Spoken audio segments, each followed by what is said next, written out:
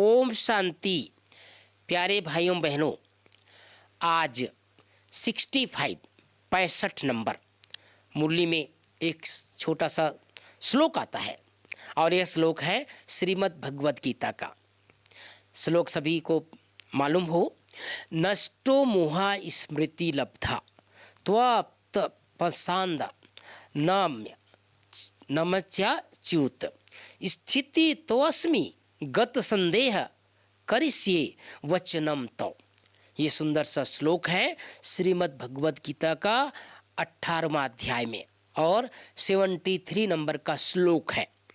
इस श्लोक का यही भाव भाई बहनों, जैसे आप सब जानते हैं भगवद गीता में प्रसंग आता है कि अर्जुन के सामने पूरा उनका परिवार दिखता है और वो धनुष बाण चलाने के लिए सोचता है, मैं कैसे अपने परिवार के सामने धनुष बाण चलाऊं, मैं अपने परिवार के ऊपर कैसे इनकी हत्या करूं, कैसे इनका संहार करूं, कैसे इनको मरते हुए देखूं। उनका मोह जाग जाता है। ऐसे समय भगवान श्री कृष्ण अर्जुन को कहता है कि हे अर्जुन, सबको मरा हुआ जान, अपने मोह को नष्ट कर, तभी तुम्हारी स्थिति अच्छी होगी, इसी में इनका कल्याण है। तो इसका भाव यही भाई बहनों, हे परमात्मा आपकी कृपा से, अर्जुन कहता है हे भगवान, हे प्रभु, हे ईश्वर, आपके सद्ज्ञान से, आपकी कृपा से, आपकी नॉलेज से, आपने जो मुझे दिव्य ज्ञान दिया उससे मेरा जो मोह है वो नष्ट हो गया। अब मैं स्मृति स्वरूप स्थित हो सकता हूँ।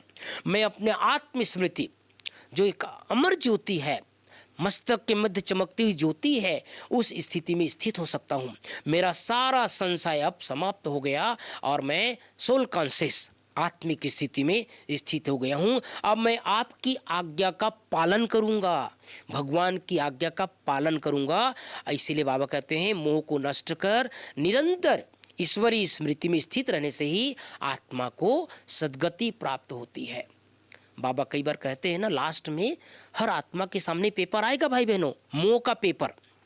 क्योंकि जिनके साथ हम जन्म जन्म रहे, जिनके साथ हमने पाठ बजाया अंतिम जन्म में, चाहे हमारा भाई हो, चाहे हमारा माँ हो, चाहे हमारा पिता हो, चाहे हमारे बच्चे हो, चाहे पत्नी हो, चाहे चाचा हो, चाहे काका हो, चाहे मामा हो, ये विस्तार है, जंजाल है।